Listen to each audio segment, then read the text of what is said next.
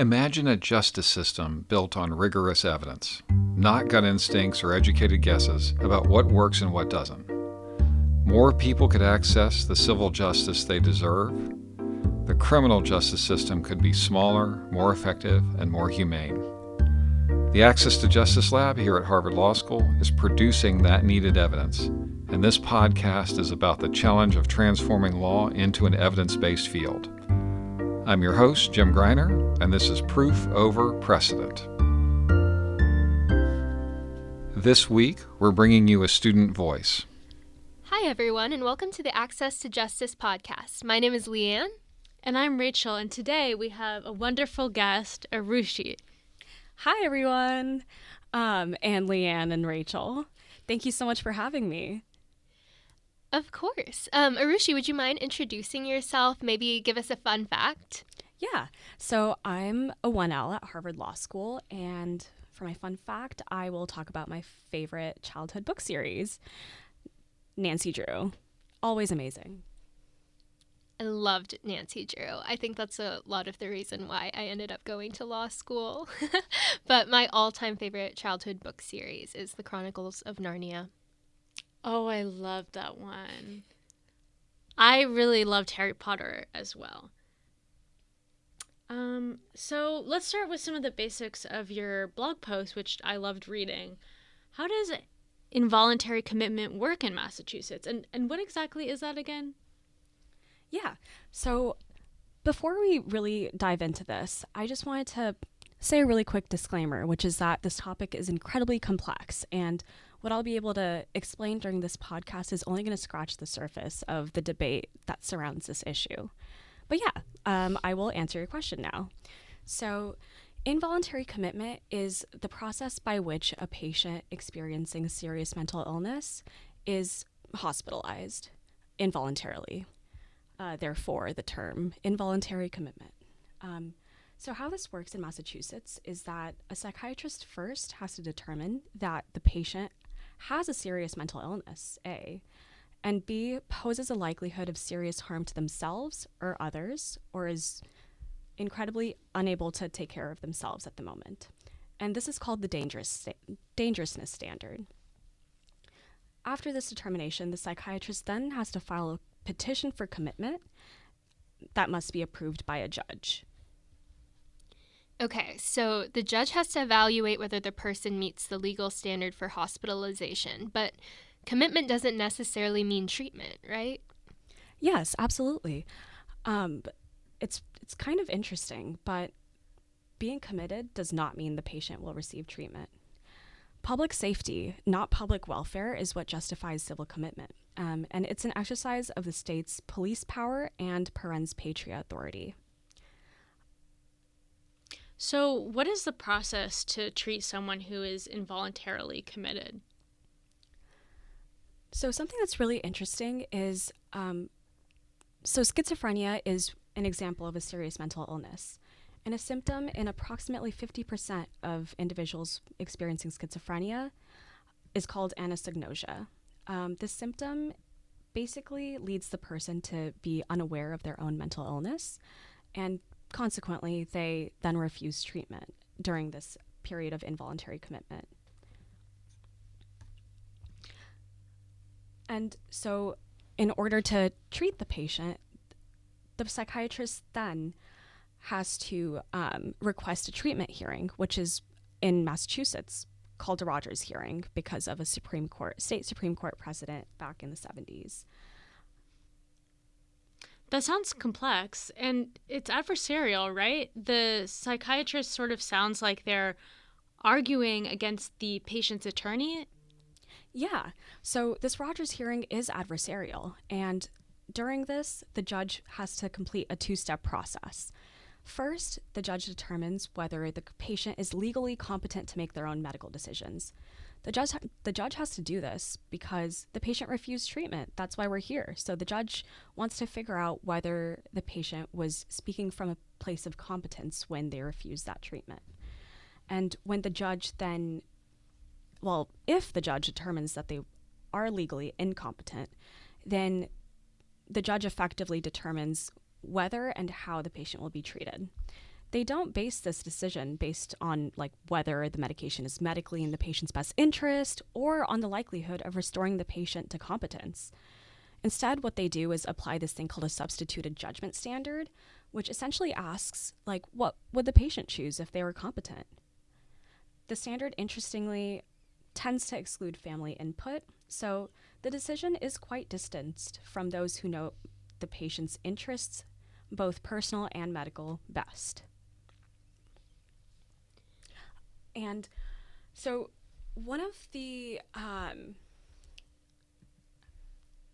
going to ask him to cut this part out. But so although this process is meant to protect patient autonomy, in practice, it actually rarely leads to the rejection of treatment plans.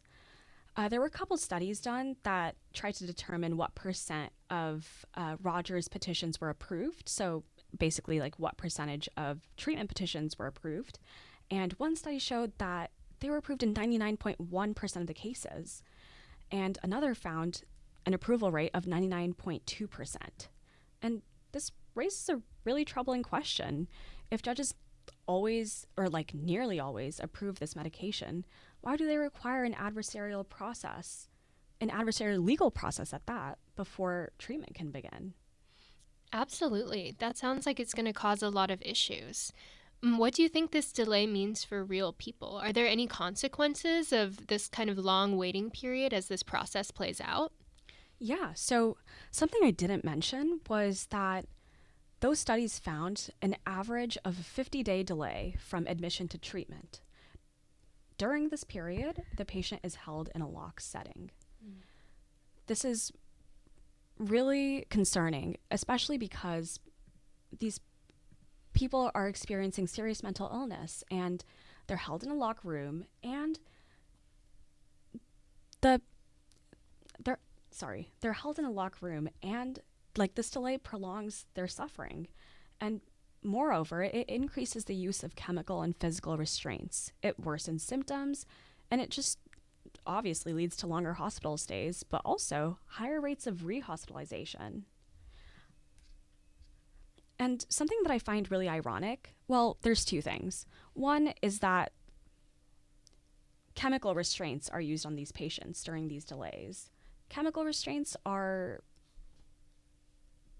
akin to treatment, not necessarily, but they just kind of subdue the symptoms and restrain the patient temporarily. And another thing I find ironic is that these similar autonomy concerns apply during end-of-life care, but those are addressed through advanced directives. So if patients can preemptively refuse life-saving interventions at the end of their life, such as resuscitation through CPR, then why can't they authorize future psychiatric treatment under current Massachusetts law? I think that would kind of address the autonomy concern and address the concern that psychiatrists and judges might have about whether the patients who are refusing treatment are legally competent. Yeah, that makes a lot of sense. So what can be done? Are there solutions to streamline the process while protecting patients' rights?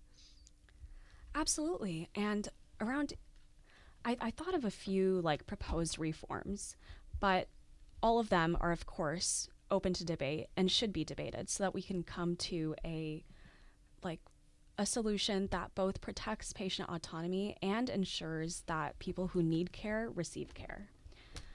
One of the procedural reforms that I proposed in my blog post was monitoring the reasons that underlie the continuances that are granted during these treatment hearings.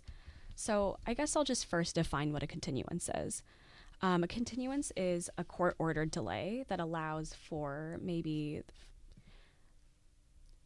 finding more evidence, etc. And there are many reasons that they can be granted. However, under Massachusetts law, or more specifically under district court guidelines, district courts are where these treatment hearings occur. But under these guidelines, a court shouldn't grant continuances unless it states a reason permissible. However, one of the studies that I was talking about earlier actually illustrated that 25% of granted continuances in the population that they studied did not meet this requirement. And that is a significant number. And that is concerning because unjustified continuances increase delays that can be harmful to patients. One of the other procedural reforms that I discussed in my blog post was that commitment and treatment hearings could be combined and should be combined. I understand that there's a lot of concerns for why they are separate, especially because they have different standards that apply to them. As I mentioned earlier, the dangerousness standard is what they use to determine commitment, and then the competency standard is what they use to determine treatment. But by allowing both to occur simultaneously, maybe it could eliminate the delays in treatment that patients experience while still allowing legal oversight.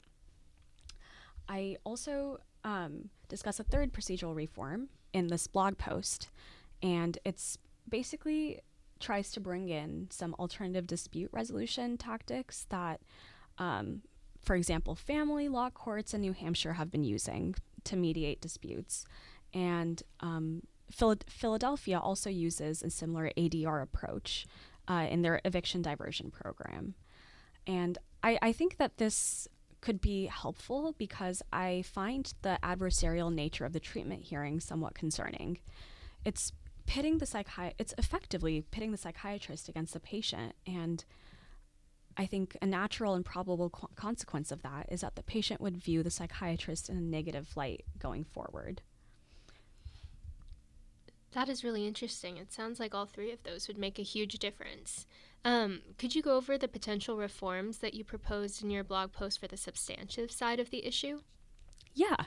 So one of the substantive reforms that I discuss in my blog post is actually inspired by the process that Italy uses for psychiatric patients that they hospitalize,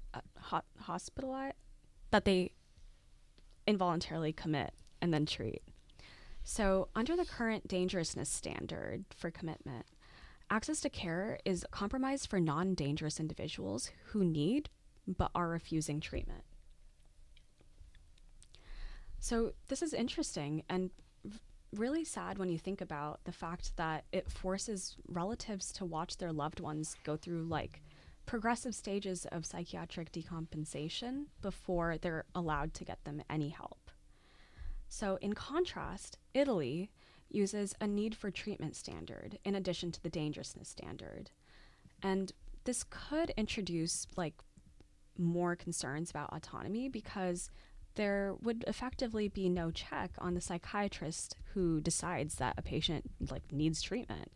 And I think the public doesn't necessarily trust the psychiatrist to make this determination because many facilities are often understaffed and underfunded, and these in-the-moment decisions might end up being might negatively impact the patient that they're treated. And the way that Italy kind of assuages this concern is that, well, first, as I mentioned, they use the need for treatment standard in addition to the dangerousness standard, but also to commit an individual, 5 people must confirm the decision. In Italy, these 5 people include the initiator, so the person who filed the petition for commitment, or the person, like a family member, a friend, whoever determined that an individual was in need of some help. So the initiator, the doctor who creates the proposal, the doctor who confirms the proposal, a mayor, and a magistrate. And I think by coupling the need for treatment standard with this long confirmation process, individuals can receive the care they need while still being protected from unnecessary interferences with their bodily autonomy. I do think that this five-person approval process might be a little bit difficult to implement and expensive to implement in Massachusetts. So I find it interesting that states like New Jersey actually have a 2-step approval process where it's not just the doctor who creates the proposal, but also the doctor, an additional doctor who is independent to confirm the proposal. And this kind of also gets at one of the issues that comes up during treatment hearings, which is like independent physician evaluations. One of the delays that patients experience in the conclusion of this treatment hearing is that they often seek an independent medical evaluation, which again takes time, as I'm sure all of you have experienced. It takes a long time to get a doctor's appointment in the books. But I do think that having multiple people confirming this decision, not necessarily a court, but just some process to ensure checks and balances, is important. And the second substantive reform that I discuss in the blog post is limiting the substituted judgment standard. I do think that judges should be allowed to consider the likelihood of symptom relief and the risk of long-term impairment from delayed treatment, and also whether the patient's past refusal was made while competent or during active psychosis. One of the state Supreme Court precedents does indicate that these factors are supposed to be considered by judges and evaluated by judges, but more often than not, it's not explicitly considered. I do think it might be implicitly considered because 99.1% of the time the treatment plans are approved. But yeah, I guess one question I do have is like why the 99.2% of the petitions are approved. Is it because the judges just really relying on the psychiatrist's testimony, or do they actually consider these factors? But anyway, I'm rambling right now, so I'm going to move to the third substantive reform.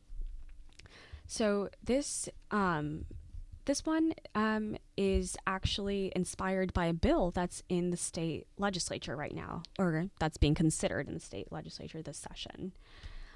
It basically proposes that in cases in which a patient lacks insight due to anosognosia and presents an immediate risk of deterioration, psychiatrists should have temporary authority to begin treatment before a Rogers order is finalized. The bill's specific language says that this is authorized if a patient experiences substantial, immediate, and irreversible harm due to a delay. And thinking about this has made me realize that such standards may be impossible to design and define without over or under inclusion. And while that's true, I do think that such attempts and this sort of consideration of the issue are first steps towards substantive justice for individuals who experience schizophrenia and are in inpatient care. Thank you so much for being on the podcast today and explaining all of that so thoroughly. These reforms could change lives, it seems, but they also raise important legal and ethical questions. How do we balance due process with the need for timely treatment? Yeah, so I guess this is where the legal and scientific kind of interacts, but I think what would be helpful is to go back to the 1900s and give some history on why these two hearings, the commitment hearing and treatment hearing, are completely separate. So in the, I think, 50s or 60s, there were a bunch of public exposés that came out about psychiatric facilities. One, for example, is Danvers State Hospital in Massachusetts.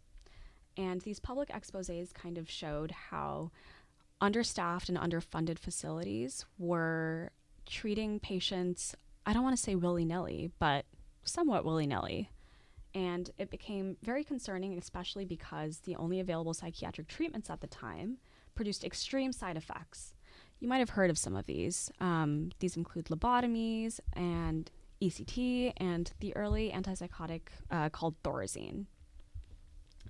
So I think in response to these scandals that showed how hospitals driven by a desire for convenience were over-medicating patients, states started shifting their involuntary commitment laws away from a need for treatment standard and towards a dangerousness standard. And I do think that this legal safeguard was incredibly essential at the time, but it's concerning now because this legal safeguard is creating delays that are becoming increasingly difficult to justify for people who are experiencing schizophrenia. It's also important to note that there have been advances in psychiatric medications, especially the extreme side effects that were produced by the older versions. And in addition, the scientific understanding of serious mental illnesses such as schizophrenia has improved. I think that these advances should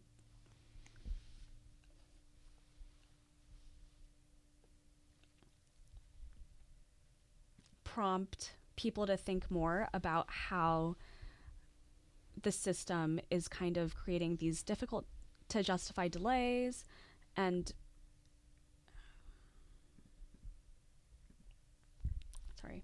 so I do think that these advances should like trigger people to think more about how we can like reform the system to balance patients' due process rights with their need for timely treatment.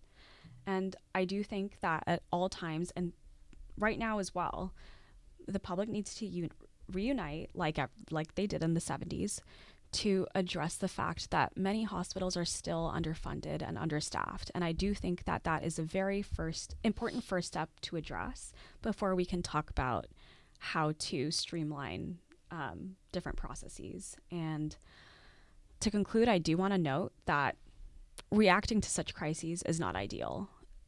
The ideal mental health care system would help individuals before their symptoms escalate to the point where they even need to be involuntarily committed.